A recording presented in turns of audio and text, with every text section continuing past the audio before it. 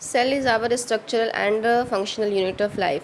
Cell जो है वो structural and functional unit of life होती है। चाहे हम प्लांट की बात करें, चाहे तो हम एनिमल की बात करें, जितने भी ऑर्गेनिज्म हैं, जितने भी लिविंग चीज़ें अर्थ पे प्रेजेंट हैं, सबके लिए जो है ये सेल ये स्ट्रक्चरल एंड फंक्शनल यूनिट की तरह काम करती है। यानी कि बॉडी को बनाती भी है और बॉडी का जो फंक्शन है उसको भी, उसके लिए भी रिस्पॉन्सिबल है। तो आज की वीडियो में हम जो है वो डिस्कस करने वाले हैं प्लांट सेल और एनिमल सेल में कौन सी ऐसी सिमिलैरिटीज़ हैं या कौन से ऐसे डिफरेंसेस हैं जिनकी वजह से प्लांट सेल और एनिमल सेल को डिफ्रेंशिएट किया जा सकता है। आज हम ये भी डिस्कस करेंगे कि 5 डिसिमिलैरिटीज़ कौन कौन सी होती हैं प्लांट सेल और एनिमल सेल की, और जो है वो हाँ कौन सी डिसिमिलैरिटीज़ होती हैं ये भी डिस्कस करने वाले हैं, और हम कैसे रिलेट कर सकते हैं plant cell and animal cell को। और जो है वो बेसिकली हम क्लास 9th के लेवल पे बात करेंगे, और अगर जब आप हायर लेवल की क्लास की बात करते हैं तो उसमें चीज़ें और ऐड हो जाती हैं। तो hello everyone, this is Amna and today I am going to discuss very important topic of your class which is plant cell and animal cell, which is the difference between plant cell और animal cell. ठीक हो गया। चलें, अब ये जो plant आपको दिखाई दे रहा है, ठीक है, और ये जो एनिमल यानी कि गर्ल आपको दिखाई दे रही है, तो देख कर ही हम बहुत सी चीज़ों के बारे में डिफ्रेंशिएट कर सकते हैं। देख कर ही हमें पता चल रहा है कि क्या इसकी क्या क्वालिटी हो सकती है, या क्या इसका काम है, या क्या इनका काम है। तो बहुत सी सारी चीज़ें ज़रूरी नहीं है कि हमें याद हो या रट्टाफिकेशन ही करना पड़े, या जो है वो हमें 1 to 1 पॉइंट टू पॉइंट चीज़ें याद हो तभी समझ में आएगा। कभी कभी हमें देखकर भी चीज़ों को पता चल जाता है कि क्या डिफरेंसेस हो सकते हैं या क्या सिमिलैरिटीज़ हो सकती हैं। तो दोनों को देख करके एक सिमिलैरिटी तो आपको पता चल सकती है कि both are living organism, both are multicellular. ठीक है, तो एक पॉइंट तो आपको वैसे ही क्लियर हो गया कि ये both are living organism and both are multicellular organism. ठीक है। अच्छा, अब दूसरी चीज़ क्या हो सकती है कि प्लांट्स जो होते हैं ये ग्रो कर रहा है, ये सनलाइट जो यहाँ पे है इसकी वजह से अपना खाना बनाता है और अपने आप को ग्रो करता है और अपनी बॉडी को जो है वो डेवलप करता है। तो यानी कि ये क्या हो गया, प्लांट्स क्या होते हैं, ऑटोट्रॉपिक होते हैं, और एनिमल जो है वो इसको खा रहा है। तो जाहिर सी बात है कि जब जो खाना खुद नहीं बना सकता है या जो दूसरे के ऊपर डिपेंड है, तो इस वजह से ये हेट्रोट्रॉपिक हो गए। तो ये तो न्यूट्रिशन के बेसिस पे हो गया। अब ये जो प्लांट का कलर आपको ग्रीन दिखाई दे रहा है, लेकिन ह्यूमन का कलर तो ग्रीन नहीं होता है।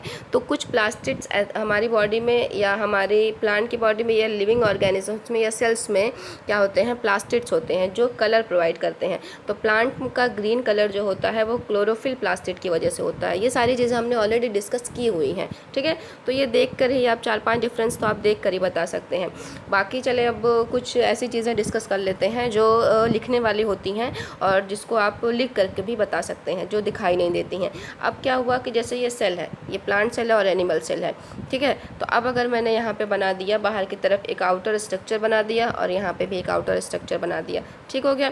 इसको मैंने नाम दे दिया प्लाज्मा मेम्ब्रेन, इसको मैंने नाम दे दिया सेल वॉल। अब जो प्लांट होती है उसमें सेल वॉल प्रेजेंट होती है, लेकिन एनिमल सेल जो होती है उसमें एनिमल सेल जो होता है उसमें जो है वो सेल वॉल एब्सेंट होती है। तो हम कह सकते हैं कि सेल वॉल की प्रेजेंस और एब्सेंस के बेसिस पर भी प्लांट और एनिमल को डिफ्रेंशिएट किया जा सकता है। तो सेल वॉल प्रेजेंट होती है किस में, प्रेजेंट होती है P फॉर प्लांट में, और एब्सेंट होती है किस में, A फॉर एनिमल सेल में। ठीक है, अब अगर सिमिलैरिटीज़ की बात करें ना, तो प्लाज्मा मेम्ब्रेन जो होती है ये प्लांट में भी प्रेजेंट होती है और एनिमल में भी प्रेजेंट होती है। यहाँ पर प्लांट लिख देती हूँ मैं, ठीक है, और यहाँ पर लिख देते हैं एनिमल। अब प्लांट एनिमल में सबसे पहला सिमिलैरिटीज़ क्या हो गई कि इसमें प्लाज्मा मेम्ब्रेन जो है वो प्रेजेंट होती है, प्लाज्मा मेम्ब्रेन। और एनिमल सेल में क्या होता है, इसमें भी क्या प्रेजेंट होती है, इसमें प्लाज्मा मेम्ब्रेन प्रेजेंट होती है। ठीक हो गया। लेकिन जब दूसरे डिफरेंस की बात की जाती है, जब सेकंड डिफरेंस हम लेकर के आते हैं, तो सेल वॉल जो है वो जो प्लांट को रिजिड बनाता है, क्योंकि प्लांट को चारों 24 आवर या सारी ज़िंदगी जो है उसको धूप में ही और उसको हार्श कंडीशन में ही और उसको तूफ़ान के सामने खड़े ही रहना है। अब ऐसा नहीं होता है कि बारिश हो रही है और प्लांट जो है अपने रूट निकाल करके चला आया घर के अंदर, रजाई ओढ़ के बैठ गया, ऐसा नहीं होता है ना। तो ये सारी चीज़ों को मेंटेन करने के लिए प्लांट के पास सेल वॉल होती है ताकि उसको रिजिडिटी और स्ट्रेंथ प्रोवाइड कर सके। लेकिन एनिमल की कोई ऐसी कहानी नहीं है। तो एनिमल में क्या होता है, सेल वॉल एब्सेंट होती है। थर्ड डिफरेंस की बात अगर की जाए तो थर्ड डिफरेंस जो होता है न्यूक्लियस की बात करते हैं, ठीक है। तो न्यूक्लियस जो होता है प्लांट और एनिमल दोनों में प्रेजेंट होता है, लेकिन अगर डिफरेंस की बात करेंगे आप तो एनिमल में न्यूक्लियस जो होता है सेंटर में होता है, और प्लांट में जो होता है न्यूक्लियस पेरिफेरी मतलब किनारे की तरफ होता है। क्यों ऐसा होता है? क्योंकि प्लांट में जो है एक वैक्यूल होती है जो पूरा कवरेज किए रहती है। तो न्यूक्लियस की बेसिस पे डिस्कवरी हो गई। अच्छा, अब क्या हो गया कि शेप ऑफ सेल की जब बात की जाती है, देखें ये जो शेप ऑफ सेल, ठीक है। तो प्लांट एनिमल सेल और प्लांट सेल में शेप ऑफ सेल की बात जब करते हैं तो एनिमल सेल में राउंड इरेगुलर शेप होता है, लेकिन प्लांट सेल में क्या होता है? फिक्स होता है, जो कि रेक्टेंगुलर होता है। तो ये भी एक शेप से भी डिफ्रेंशिएशन किया जा सकता है। तो जो रॉबर्ट हुक थे उन्होंने इसी तरह की सेल का डिस्कवर किया था ना, इन्होंने सेलुला नाम दिया था, जो कि लैटिन वर्ड होता है, उसका नाम होता है लिटिल रोम। तो ये तो डिस्कवरी की बात हो गई, अभी तो हम डिफरेंस देख रहे हैं। तो शेप ऑफ सेल में क्या हो गया? प्लांट एनिमल में रेगुलर होता है, और इसमें एनिमल में क्या होता है? ये इरेगुलर और राउंड होता है। और एनिमल में क्या होता है? एनिमल में रेक्टेंगुलर होता है, प्लांट में रेक्टेंगुलर होता है, और एनिमल में जो होता है राउंड रेगुलर होता है। अब क्लोरोप्लास्ट की बात की जाएगी तो प्लांट में जो इसमें जो होता है क्लोरोप्लास्ट प्रेजेंट होता है, और एनिमल में जो होता है क्लोरोप्लास्ट एब्सेंट होता है। सिमिलरिटी की अगर हम बात कर लें, साइटोप्लाज्म प्रेजेंट होता है, इसके अंदर भी साइटोप्लाज्म प्रेजेंट होता है।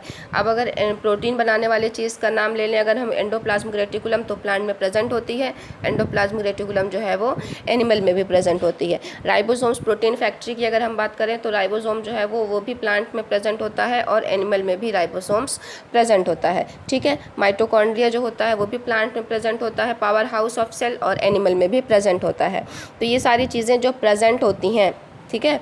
और लेकिन ना एक चीज़ और आप देख लें यहाँ पे कि ये जो गोल्जी बॉडी होती है ये प्रेजेंट तो दोनों में होती है। ये जो गोल्जी बॉडी है आपकी,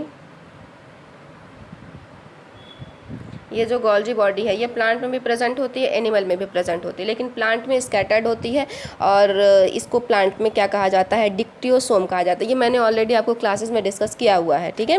और सेंट्रियोल की बात की जाए, सेंट्रियोल क्या होता है? एक सेल से जब दो सेल बनना होता है, जब डिवीज़न होता है ना, तो सेंट्रियोल क्या करता है? जैसे ये सेल है, इसको एक से दो सेल बनना है, तो सेंट्रियोल क्या करेगा?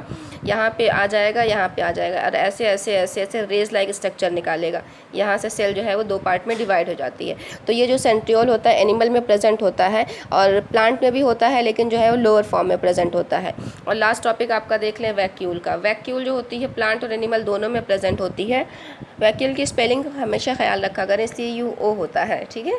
तो वैक्यूल जो है वो प्लांट में भी प्रेजेंट होती है, एनिमल में भी प्रेजेंट होती है, लेकिन जो प्लांट में प्रेजेंट होती है वैक्यूल वो लार्ज होती है, 90% सेल वॉल्यूम बनाती है, और ये जो एनिमल होती है वो स्मॉलर होती है।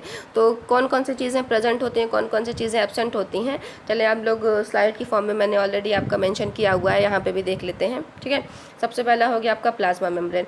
तो अगर प्लाज्मा मेम्ब्रेन की बात की जाए तो प्लांट में प्लाज्मा मेम्ब्रेन जो है वो प्रेजेंट होती है, और एनिमल में भी प्रेजेंट होती है, ठीक। चले दूसरी चीज़ हो गई आपकी लाइसोसोम। लाइसोसोम जो होता है एनिमल में प्रेजेंट होता है साइटोप्लाज्म में, और लाइसोसोम जो होता है यूजुअली नॉट एविडेंट, ठीक है। अच्छा, न्यूक्लियस की बात की जाए तो न्यूक्लियस प्लांट में जो है प्रेजेंट होता है, और एनिमल में भी प्रेजेंट होता है। तो यानी कि प्लांट में सेंटर में, एनिमल में सेंटर में होता है, प्लांट में क्या होता है? पेरिफेरी, किनारे की तरफ चला जाता है। शेप ऑफ सेल की जब बात की जाएगी तो प्लांट में शेप जो होता है फिक्स रेक्टेंगुलर होता है, और एनिमल में जो होता है राउंड इरेगुलर होता है। क्लोरोप्लास्ट की अगर हम बात करें तो एनिमल में क्लोरोप्लास्ट जो होता है कोई भी क्लोरोप्लास्ट नहीं होता है, लेकिन प्लांट में प्रेजेंट होता है, ठीक है। ताकि क्योंकि खुद बनाना है ना उन्हें, और क्लोरोफिल की चाहिए उनको खाना बनाने के लिए। प्लांट का कलर ग्रीन भी इसी वजह से होता है। ये एक रिक्वायरमेंट है, बेसिक रिक्वायरमेंट है फोटोसिंथेसिस करने की।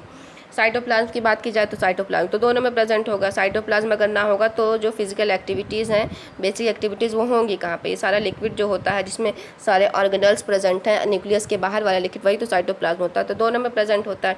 एंडोप्लाज्मिक रेटिकुलम भी दोनों में प्रेजेंट होती है, राइबोसोम्स भी दोनों में होते हैं, माइटोकॉन्ड्रिया भी दोनों होता है, पावर हाउस, वैक्यूल दोनों में होता है। लेकिन वैक्यूल प्लांट में जो होता है 90% ऑफ सेल वॉल्यूम बनाता है, और एनिमल में जो होता है आपका थोड़ा स्मॉल होता है, much smaller than plant cell कह सकते हैं। हाँ, अच्छा, सेंट्रियोल की जब बात की, ये सेंट्रियोल नहीं, सेंट्रियोल की जब बात करी जाएगी तो सेंट्रियोल जो होता है प्रेजेंट होता है जितने भी एनिमल सेल हैं सब में, लेकिन प्लांट सेल में क्या होता है, लोअर होता है। और गोल्जी बॉडी जो होता है प्लांट में प्रेजेंट होता है, एनिमल में भी होता है, लेकिन प्लांट में जो गोल्जी बॉडी प्रेजेंट होता है उसको कहा जाता है डिक्टियोसोम, और एनिमल में जो प्रेजेंट होता है उसको गोल्जी बॉडी ही कहा जाता है। तो ये कुछ डिफरेंसेस थे आपके 1 2 3 4 5 6 7 डिफरेंसेस, 8 9 10 11 12, कुछ 12 डिफरेंसेस हैं आपके जो प्लांट और एनिमल सेल को डिफ्रेंशिएट करते हैं, और सिमिलरिटीज़ भी कुछ कुछ हैं, तो आप यहाँ से अपना पिक कर लीजिएगा, बाकी मैं PDF आपको सेंड कर दूँगी इंशाल्लाह। हाँ, अच्छा, एक चीज़ और आप देख लें, वैक्यूल्स आर मेम्ब्रेन बाउंड